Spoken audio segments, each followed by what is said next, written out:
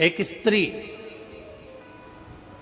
जितने पूरे विश्व में लोग कथा श्रवण कर रहे हैं, देश विदेश में बैठकर भक्त इस पवित्र प्रांगण में बैठकर कथा श्रवण कर रहे हैं, वो अपने भीतर एक उतारिएगा।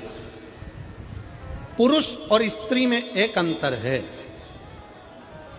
पुरुष जब भगवान के मंदिर में जल चढ़ाता है, जल अगर चढ़ा रहा है तो वह अपने माता पिता, अपने नाना नानी को पार लगाता है, दादा दादी को पार लगाता है। पर शंकर के मंदिर में अगर कोई स्त्री, कोई नारी, कोई लड़की, कोई कन्या, कोई बेटी, कोई माँ, कोई वृद्ध भी अगर शंकर के मंदिर में एक लोटा जल चढ़ा रही है तो वो अपना मायका और अपना ससुराल दोनों की 71 पीढ़ी को पार उतार देती है।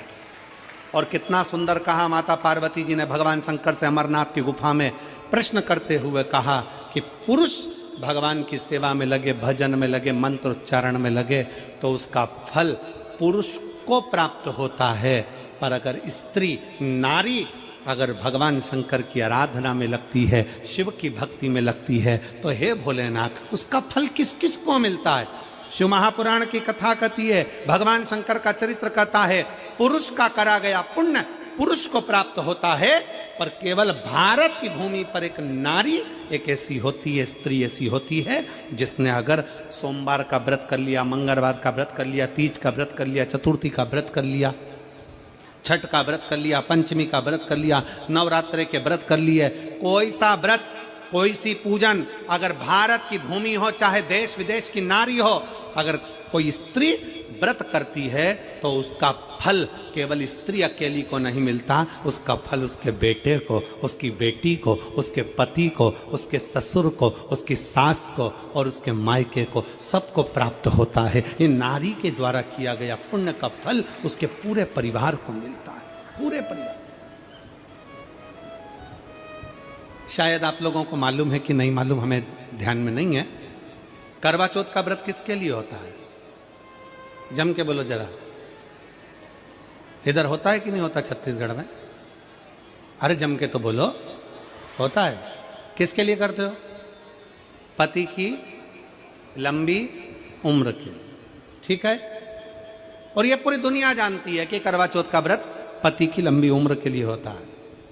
पर कभी मौका मिल जाए तो एक बार गणेश पुराण को पढ़िएगा, और गणेश पुराण में और देवी भागवत में दोनों में स्पष्ट वर्णन आता है कि अगर स्त्री चतुर्थी का व्रत करती है, चाहे वो करवा चौथ हो, चाहे बड़ी चतुर्थी हो, छोटी चतुर्थी हो, किसी भी चतुर्थी का व्रत अगर स्त्री करती है तो उसके पति का तो उम्र बढ़ता ही है, साथ में उसके पुत्र का वैभव भी बढ़ता है, उसके पुत्र का वैभव भी बढ़ता है,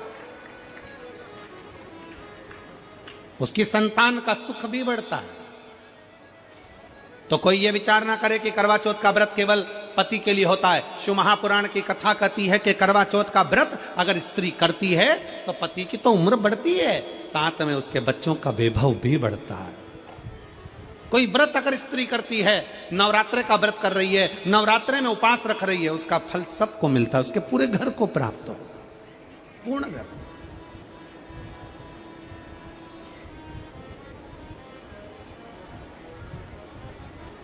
शिव तत्व, शंकर की अविरल भक्ति, शिव की उपासना। मंत्री से ज्यादा मंत्र पर भरोसा रखो, मंत्री से ज्यादा मंत्र पर भरोसा रखो, और संसार से ज्यादा मेरे महाकाल पर भरोसा रखो। तो नहीं मालूम कि गणेश जी कब फ्री रहते हैं? हमने कहा गणेश जी फ्री रहने का केवल एक समय होता है, एक टाइम होता है, एक पल होता है, एक घड़ी होती है। गणेश जी की सबसे पहली जो आरती हो, उस आरती के समय पर अगर धूप बत्ती जलाई जाए या गोबरी को जलाकर उसमें गूगल छोड़ी जाए, और गूगल छोड़ने के बाद गणेश जी का नाम ध्रुम वर्ण कह दिया जाए, तो गणेश जी को तुम्हारे घर की पूजा स्वीकार करना पड़ती है। बस वो समय हम जानते। हम तो बस उतना जानते हैं कि शिव महापुराण में लिखा और मुद्गल पुराण में लिखा, गणेश पुराण में लिखा, गणेश जी का एक नाम होता है ध्रुमवर्ण। क्या नाम है? ध्रुमवर्ण गणेश जी का एक नाम होता है। जब हम धूप जलाकर और धूप लगाने के बाद में गणेश जी की सबसे पहली आरती करने के पहले अगर हम सबसे पहली आरती गणेश जी की कर रहे हो, अपने घर में स्थापना कर रहे हो, बिठा रहे हो, और तुम चाहते हो कि गणेश जी मेरे घर में आके मेरी पूजा को स्वीकार करें और जो मांगू मेरा गणेश मुझे दे 10 दिन के अंदर, तो पहला नाम लेकर पुकार लेना ध्रुमवर्ण विनायक, बैठो, बस काम हो गया। वो फ्री होकर आता है, वो बैठता, अलमस्तता में बैठता। अब वो हमसे पूछे समय क्या है, हमने कहा देखो हमारे को तो मालूम नहीं, बस इतना जरूर जानते हैं कि ध्रुमवर्ण नाम के मेरे विनायक, जो जिनके शरीर से भक्तों के ताप मिटाने के लिए अग्नि तेज निकलता रहता है, जिनके शरीर से धुएं की भांति अग्नि प्रकट होती रहती है।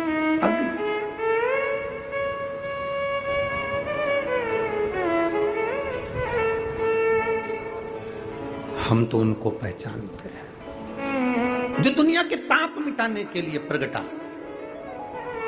उनके शरीर से अग्नि धुआं तेज पुंज प्रकट हुआ। वो ध्रुमवर्ण विनायक साधारण, उसका केवल नाम उच्चारण कर कर भी अगर विराजित किया जाए, वो आया स्वीकार करेगा।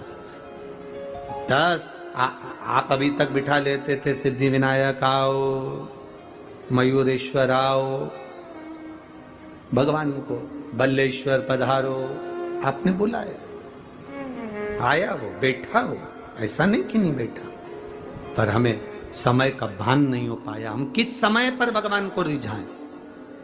परमात्मा को रिझाने का कोई समय होता है? भगवान को तो जब तुम्हारी मर्जी पड़ जाए, जब तुम्हारा दिल कर जाए, तब मेरे भगवान को रिझाने का प्रयास करो, वो तुम्हारे करीब में आकर बैठ जाएगा। जब तुम्हारा मन पड़े, जब तुम्हारी मर्जी पड़े।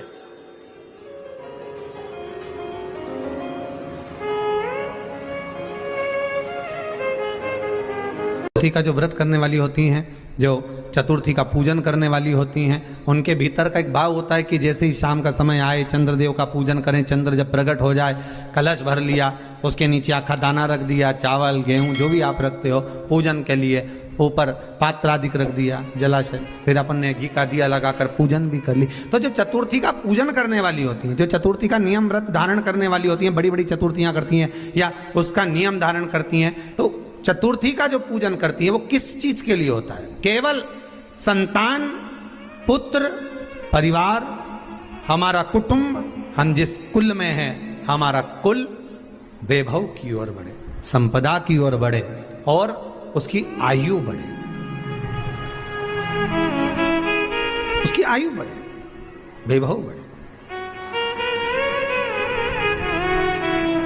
बहुत ध्यान दीजिएगा महाराज, चतुर्थी की पूजन में जो आप आखा दाना रखते हो, गेहूं वगैरह कुछ भी जो रखते हो, उसकी बड़ी महत्वता होती है महाराज। यहां तक कहा गया है, चतुर्थी की कथा तो आप लोग पढ़ते होंगे, जो लोग पढ़ते हैं उनको मालूम होगा, चतुर्थी की कथा में लिखा है,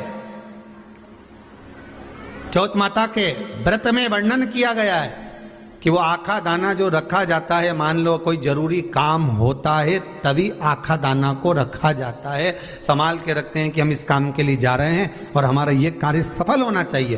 तो जिसने चतुर्थी का व्रत करा है, जिसने चंद्रदेव का पूजन करा, चतुर्थी का व्रत करा, वो गणेश जी से विनती करके वहां से 2-4 आखा दाना उठा ले, और जो व्यक्ति का काम अटक रहा है अपने ही घर का, पर दूसरे कुल को नहीं देना, अपने ही कुल के अंतर्गत जो काम अटक रहा है उसकी जेब में, उसके पल्लू में उस चीज को रख दिया जाए। तो चतुर्थी जो अगली आती है, जैसे आप महीने की करते हो तो महीने की, और आप जैसे करते हो कि 4 अलग बड़ी बड़ी चतुर्थी करते हो, तो उसके अनुसार आपका कार्य सिद्ध होता ही है। उस आखे दाने का इतना महत्व होता है क्योंकि चतुर्थी का व्रत करने वाली माता जब व्रत करती है तो स्वयं चतुर्थी की कथा में लिखा हुआ है कि पार्वती जी गणेश जी से चतुर्थी की कथा बचवाती। चतुर्थी की कथा बाची किसने थी? स्वयं गणेश जी महाराज ने। और सुनी किसने थी? माता पार्वती। बाचने वाले गणेश जी थे, सुनने वाली माता पार्वती थी।